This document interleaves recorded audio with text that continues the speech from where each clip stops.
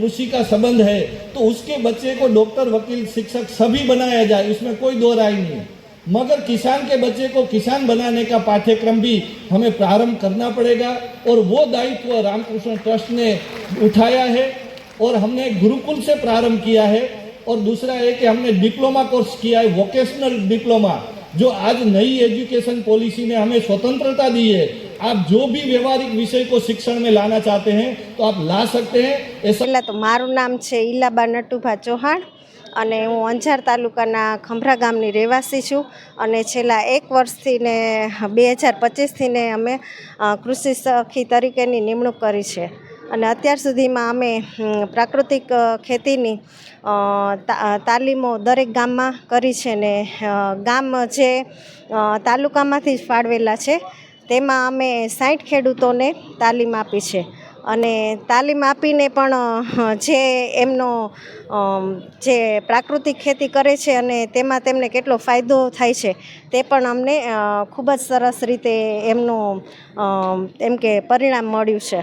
મારું નામ શિલ્પા અશોક સેંગાણી છે। હું બિદડા ગામની છું, માંડવી તાલુકો છે ને મેં પ્રાકૃતિક ખેતીથી હું આ વર્ષથી જોડાણી છું અને 125 ખેડૂતોને મેં તાલીમ આપી છે। જીવામૃત, અચ્છાદાન, ઘન જીવામૃત, વાપસા એવા ઘણા આયામોનો 5 આયામોનું હું એમને શીખવાડું છું અને ઘણા એવા ખેડૂતો છે કે જે પ્રેરિત થઈને ખેતી કરવા બી માંડ્યા છે, પ્રાકૃતિક ખેતી કરવા। થોડો કારણ કે એ જમીન એકદમ સખત થઈ ગઈ છે તો હવે એ ધીરે ધીરે પાણી અંદર એબ્ઝોર્બ કરે છે અને પોચી થવા લાગી છે, અળસિયા અને એકદમ સારા થવા લાગ્યા છે અને ઉત્પાદન સારું થવા માંડ્યું છે અને બધાને હવે માંગ છે કે ઓર્ગેનિક ખાવા તરફ લોકો પણ પ્રેરિત થયા છે તો એ માટે બહુ સારું એવું ઓલું કરે છે। મારું નામ સંજોટ નાનભાઈ અરસદ છે।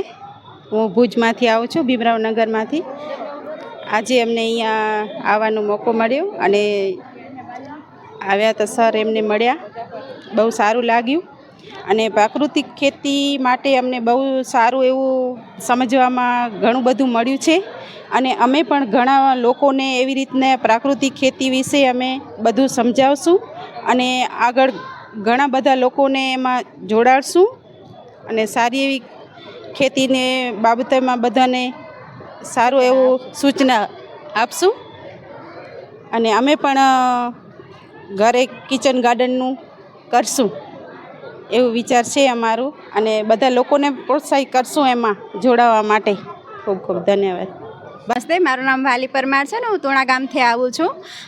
હું કૃષિ સખી તરીકેનું કામ કરું છું અને અમે ખાસ કરીને તો બહેનોને એ કહીએ છીએ કે તમે કિચન ગાર્ડન બનાવો। ભલે તમે મોટાથી શરૂઆત ન કરો પણ નાનેથી કરશો તો પણ તમારા હેલ્થમાં ઘણો બધો સુધારો આવશે। તમે ઘર માટે પણ કરશો।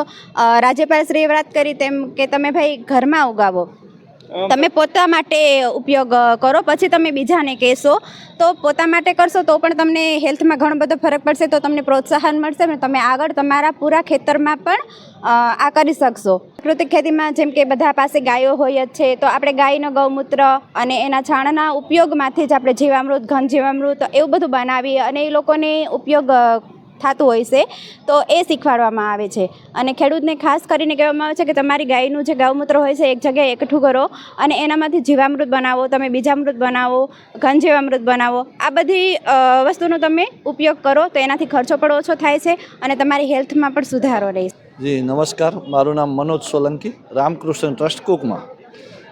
હું પોતે એક પ્રાકૃતિક ખેતી કરતો ખેડૂત છું। 2001થી આ ખેતી સાથે જોડાયેલો છું। જ્યારે આ ખેતી શરૂઆત કરી ત્યારે તો એક કોઈ કેમિકલ ખેતીનો એકદમ સૂરજ ઉગતો હતો, પણ આજે કેમિકલ ખેતીએ અનેક પ્રશ્ન ઊભા કર્યા છે। તો આ બધા જ પ્રશ્નનું સમાધાન આપણી પરંપરાગત જે પ્રકૃતિ આધારિત ખેતી જે વ્યવસ્થા હતી એમાં સમાયેલું છે અને આ વાત આપણા રાજ્યપાલ શ્રી હૃદયસ્થ કરી છે અને આ વાતને લઈ અને એક મિશનની જેમ જેઓ કામ કરી રહ્યા છે તેઓ ના નિત્ય કાર્યક્રમ મુજબ દરેક જિલ્લાની અંદર એક ગામની અંદર રાત્રિ નિવાસ કરી અને ખેડૂતોને પ્રોત્સાહિત કરવા અને અન્ય પણ સામાજિક વિદ્યાર્થીઓ સાથે યોગ એવા વિષયો લઈ અને જ્યારે એ આ મૂવમેન્ટ ચલાવી રહ્યા છે તો હું ચોક્કસ કહીશ કે આનો એક પ્રભાવ ખેડૂતના કાર્યપદ્ધતિ ઉપર જરૂર આવશે અને ખેતીની જ્યારે આ કાર્યપદ્ધતિ પ્રકૃતિ આધારિત થશે અને રસાયણો મુક્ત થશે અને થોડી બજાર મુક્ત પણ થશે ત્યારે જ ખેતીના અને ખેડૂતનું કલ્યાણ છે. અને આના આધારિત એમ કહી શકાય કે ખેતીના 3 મુખ્ય આધાર સ્તંભ કહી શકાય એવા ભાગીદારો છે. એક છે પ્રકૃતિ ખુદ, જે આજે સસ્ટેનેબિલિટી ખતમ થઈ રહી છે, પાણી જમીન બંજર બને છે, પાણી ખતમ થઈ રહ્યા છે. એવી જ રીતે ખેડૂત છે તો એની લાગત મૂલ્ય વધતું જાય છે, એટલે કે ખર્ચ વધતા જાય છે, ઉત્પાદન ઘટતું જાય છે. અને ત્રીજો ઉપભોક્તા ગ્રાહક છે કે જેને પોષણ મૂલ્ય નથી. આજે અનાજ ખૂબ ખાય છે લોકો, પણ ખાવાનું જે છે એની પોષક તત્વ અંદર નથી, જેને લઈને આજે સમસ્યા ઊભી થઈ છે અને બીમારીઓ જે રીતે વધી છે અને પરિવારો તૂટ્યા છે. અને ખેતી છે એ રોજગાર, અનેક હજારો લોકોને રોજગારી આપનારો વ્યવસાય, ગામડાને સમૃદ્ધ બનાવનારો, પરિવારોને જોડનારો આવો એક પરંપરાગત સમૃદ્ધ વ્યવસાય ફરીથી પ્રાકૃતિક આધારિત કૃષિના આધારે જ સમૃદ્ધ બનશે, એમાં કોઈ ડાઉટ નથી.